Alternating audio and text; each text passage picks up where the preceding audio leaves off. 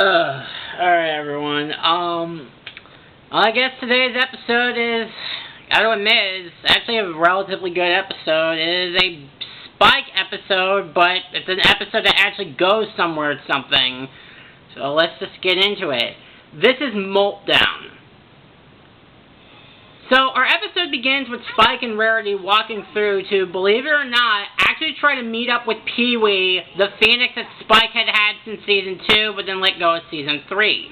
However, during this walk, it seems that Spike is covering his cheek for some reason. Phoenixes aren't meant to be domesticated. Even in the wild, they like to keep with your face.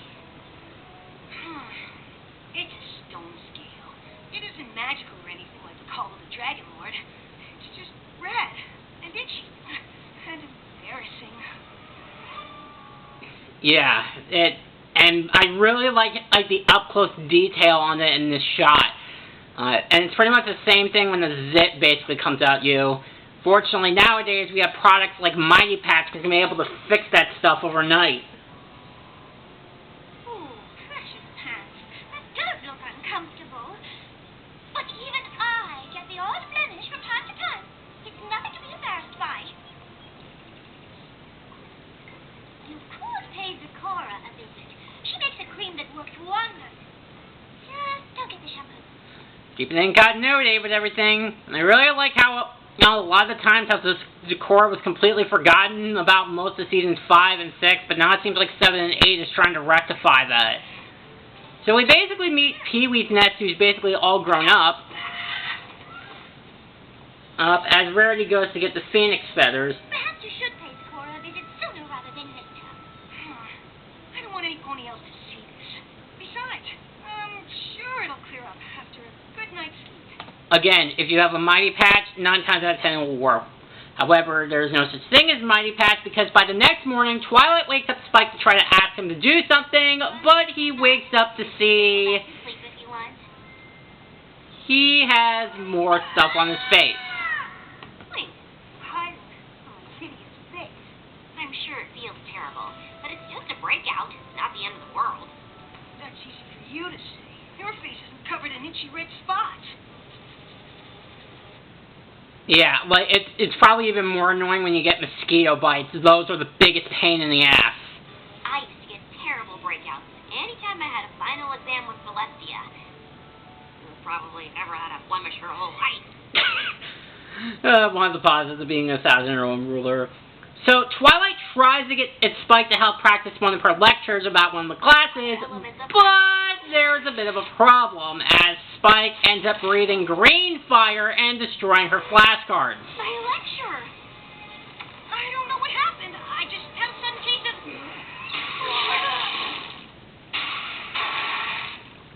of... Burping green fire out of nowhere. Indigestion. I'm so sorry. Ooh, that's okay. I'm sure I can rewrite the lecture from my notes. Well, that's the great thing about becoming a principal of a school, Twilight. You always know when to come up with backup plans. I have a lot. So Twilight basically suggests, just as Rarity suggested, basically just go talk to Zecora, but because Spike is so embarrassed by the whole thing, that he goes incognito in the same coat, glasses, and hat that he wore to with the Crystal Empire to keep himself from being known as Spike and the Great and Glorious. Sorry, you'll have to speak up. My ears are a little bit clogged or something. It's just that I absolutely must have a model for my Phoenix feather dress, and no pony else is available. Sorry, Rarity, but I am super busy all day giving tours of the school. Really? I thought I was giving tours today. Guess not. Only Pinky can make quitting enjoyable. But, it's really kind of amazing to me that the Friendship School has gotten this big. And it kind of makes you wonder, like, is it supposed to be a school like elementary, middle, high school, or is it supposed to be treated like a college? Because if there's a tours in the school, then it makes me believe that it's a college. That way. Especially that line right there, when Spike does give the tour of the Friendship Schools, he says that there are dorms there. So, essentially, these kids are actually treating this school like it's actually a college. So, it's kind of a two-way street. However, during the school, Spike tries to give a bit of a lecture. Something wrong? What? No. Did this school suffer from scale issues? I don't know. Yeah, so on top of being incredibly itchy in places, Spike starts to lose his voice until... I don't know! and basically has voice fluctuation as well. And I'm surprised none of the ponies are being freaked out by this. So we then cut to the library where Spike tries to get the tour by pretty much shouting. It's one of the most serene spots on campus where students can spend time in quiet reflection or study. What? Could you please stop shouting? We're trying to do our homework, and it's kind of distracting. It doesn't get any better when Spike's indigestion kicks in and pretty much loses his disguise and basically hides in the closet. But after the first commercial break, Smolder basically tries to find Spike, and she ends up finding him in the broom closet after he basically burps green fire, and the smoke molds and the... What? Wait, me? Wow. I can't was that sleeves made of foam? I said, leave me alone! Who? But, so yes, you're probably wondering at this point, what exactly is going on with Spike, where he has basically purple and red scales all over his body, basically has indigestion to breathe uncontrollable green fire, and having inconsistent volume fluctuations. Well, because we have Smolder here, she's actually kind enough to explain what exactly has been happening to Spike in the first 8 minutes of the episode. Wow, I have seen some pretty bad molts in my time, but yours takes the cake. Molts? The molt, super painful stone scales, fire burps, uncontrollable volume shifts. It's all part of growing up dragon. Congrats! Oh, sorry. Yeah, so also judging by the title of the episode, basically what the molt is that it's dragon puberty. So yeah, that's cheery to note that after 8 seasons, Spike is essentially now going through dragon puberty at this point. No. The last time I grew up, I turned into a giant greedy monster. Greed-induced bigness. That's totally different. So basically the greed-induced bigness, especially from what we saw in Secret of My Excess, I guess there was an explanation to that as to why Spike basically got greedy, and not just because it's in a dragon's nature. The molt is completely normal. Every dragon goes through it. Pretty soon you'll leave and strike out on your own. Why would I do that? Have you been living with ponies your whole life? Uh-huh. Oh. Well, in the Dragonland, a molter's loved ones kicks them out at the first stone scale. What? What? I think it's biological. We call it the molt effect. I haven't even told you about the smell. Smell? No. Yeah. I mean, I love my brother and all, but one whiff and I was all, see ya! Speaking of which... Wait! Does the molt effect happen to ponies too? Twilight already asked me to leave the castle today. Well, Spike, if you're just learning about the molt, and if Smolder says that it only applies to dragons, I highly doubt that it's basically going to apply to dragons. So essentially, after he stops basically shouting, and again, Pinky basically giving a pretty memeable little quoting line here. Congrats! Hey, is that the shouting closet? Because I've got a free day and I'm totally up for some shouting! Also, where's that Brussels sprouts covered in cotton candy smell coming from? Brussels sprouts covered in cotton candy. I mean, unless if it was burnt Brussels sprouts. So finally, he basically wanted to take the advice of pretty much everyone he's talked to. Spike basically goes to the Everfree Forest to talk with Sakura to see if she can help him out with his molt. You aren't feeling any molt effects, are you? When it comes to breakouts, I've seen all circumstances. But as for the molt smell, let's not take any chances.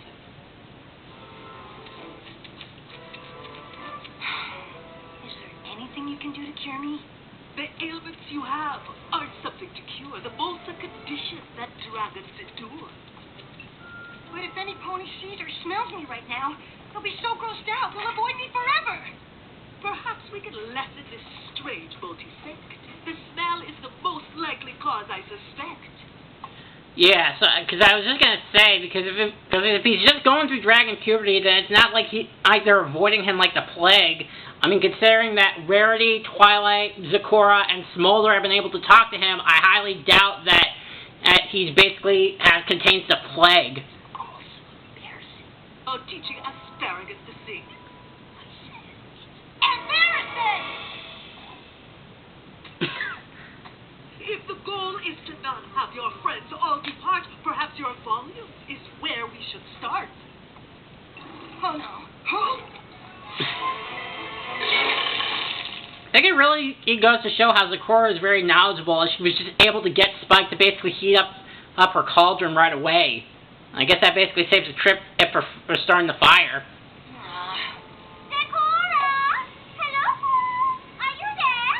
But Rarity essentially comes by because she actually has her own problem going on, and it kind of gives us a bit of insight about the Phoenixes. Oh dear! I'm talking even louder than I thought, aren't I? I have volume concerns today by the score, but it seems that I'm ready to help you with yours. I'm sorry? I can't seem to hear anything. I was hoping you could help. I have no idea what happened. 1 minute I was sewing phoenix feathers onto a dress, and the next I couldn't hear my own voice. And honestly, this kind of gives a little bit of insight, honestly, about the Phoenix.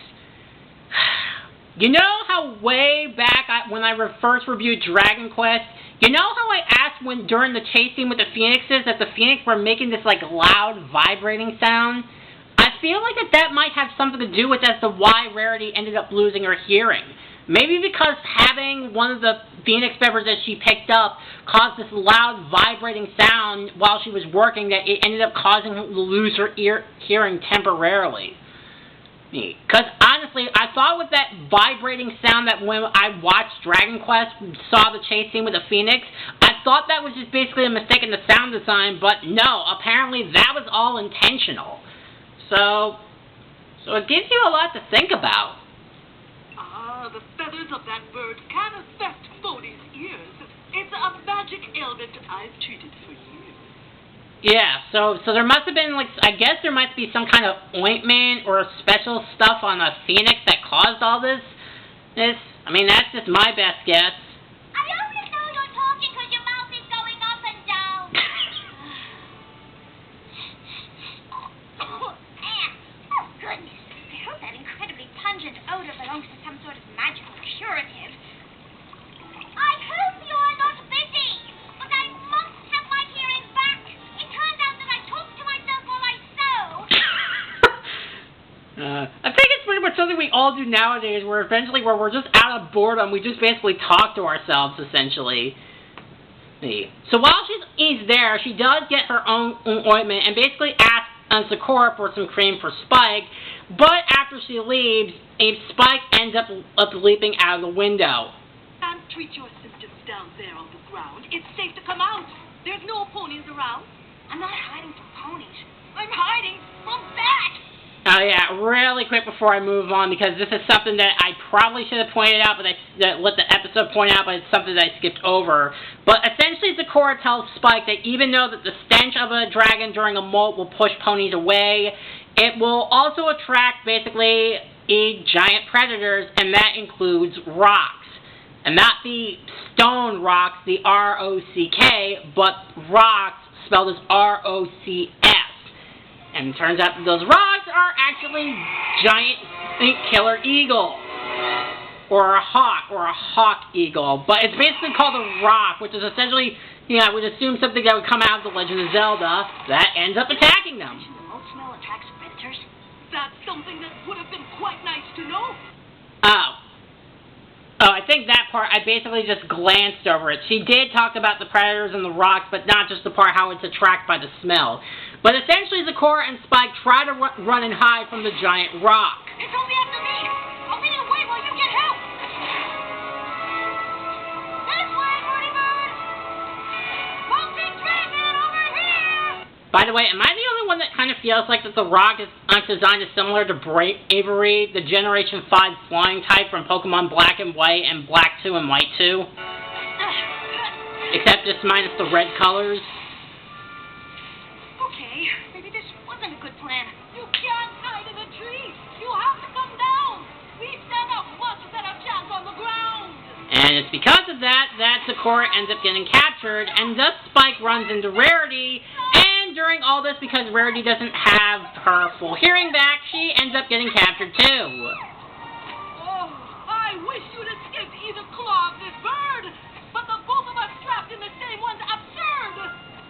What? Even when she's in the danger, she still doesn't have her hearing back.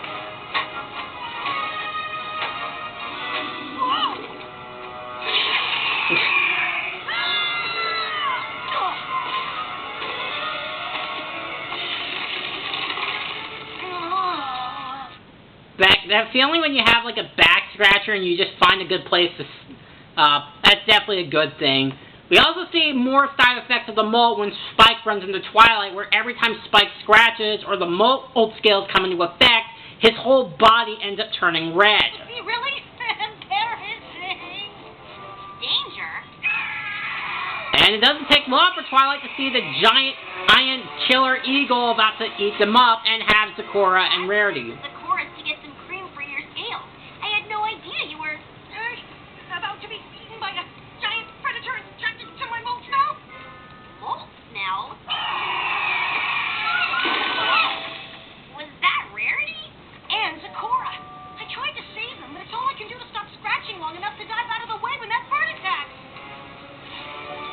And then Twilight, being the princess of friendship, goes in and goes to kick all kinds of ass. This is the first time I've been in the clutches of a horrible giant creature, but it doesn't get any easier.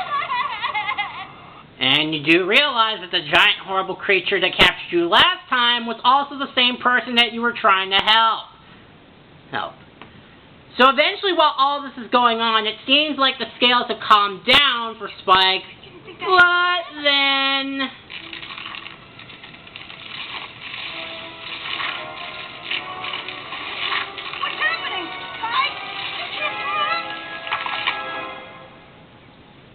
So yeah, it would just seem like that out of nowhere, Spike just completely turned to stone, just completely out of nowhere. But it seems like this is just all more of a cocoon, because just not a few seconds later, Spike is able to break out of his prison and... What just happened? Did I just sprout wings?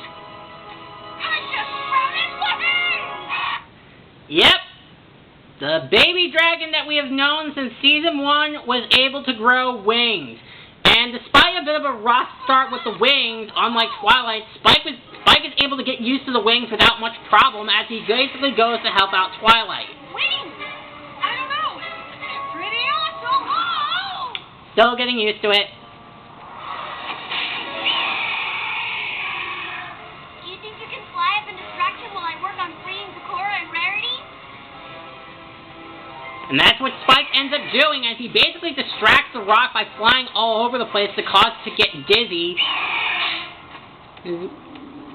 And then basically breathes green fire right into his face. Well, I'm kind of wondering why he hasn't lost any feathers.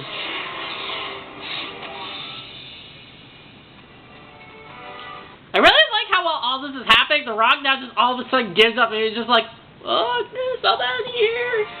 I know that the molt produced surprising things, but I'm glad that the last was a new pair of wings. And it honestly kind of makes you think that if every dragon goes through the molt the same way as Spike, maybe it's just the process of how dragons essentially grow wings. Really gives you a lot to think about. Yes, and also I'm glad you got wings. This is amazing. I didn't know if you'd ever get wings. I'm so happy for you. Does it have something to do with this molt you were talking about? It's what's been going on with me. Breakouts, fireworks. The molt is when dragons get older and start to change. I wish I could stop it, but I can't. I should go. Go? What are you talking about? In the Dragonlands, families make molters leave home. It's called the molt effect.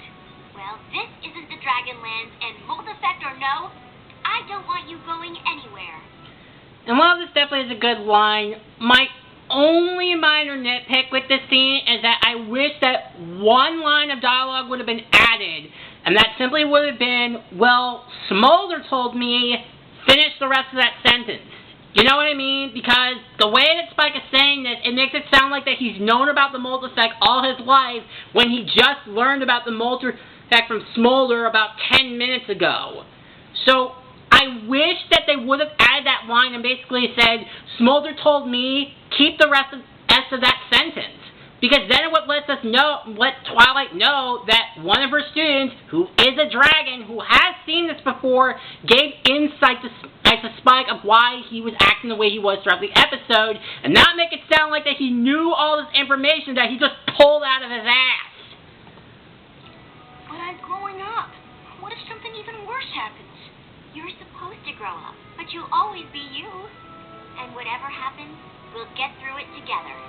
And it would usually depend on the person. But yeah, it's basically nice to know that Spike still has a place with Twilight, even though he's starting to grow up and sprouting wings as a start. And the first thing that he does is essentially help out Rarity with his Phoenix dress and using his wings, putting his wings to good use. Let's face it, the odor wasn't pleasant. No pony would stop caring for you just because you were getting older. Every pony goes through changes. Sometimes change can be wonderful. Like being able to model for any length of dress. A bit tired, honestly. I'm glad to help, Rarity. But don't you think there's wonderful things about flying that don't involve dresses? Of course, darling. Flying will also be beneficial for you to help me with gowns, frocks, robes, So essentially, basically all fashion. So that was essentially the Molt Down, and I really did like this episode. I think this episode kind of goes to show it not only gives more insights of the process of dragons growing up, but we basically now get to see Spike growing up more and more, since seeing him growing dragon wings shows the mark of his development of how he really is growing up. The action was really exciting to watch, and this episode did leave me in stitches from time to time. I really just like a lot of the world building and revolve around the dragons thanks to Smolder and the Molt Down.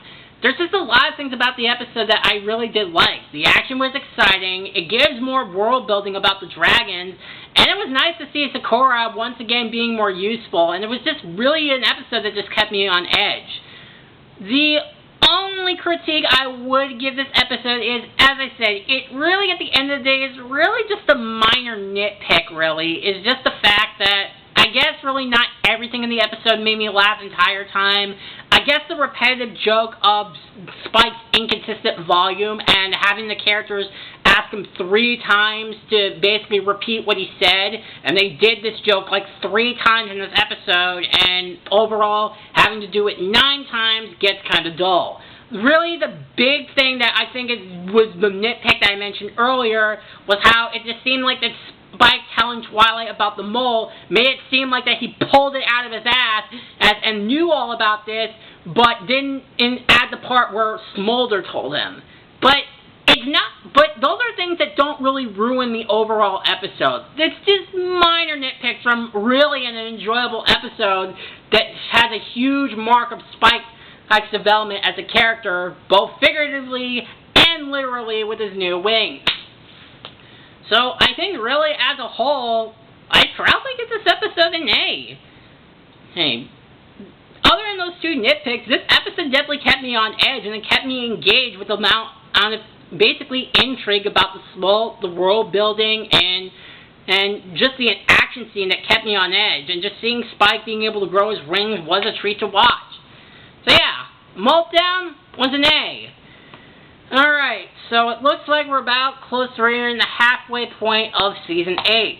So next time we will be looking at Marks for Effort.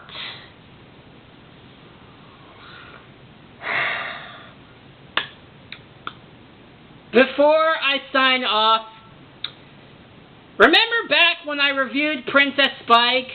And remember how I said at the time I got into Danganronpa and I made a rant on the Season 8 episode on my Instagram?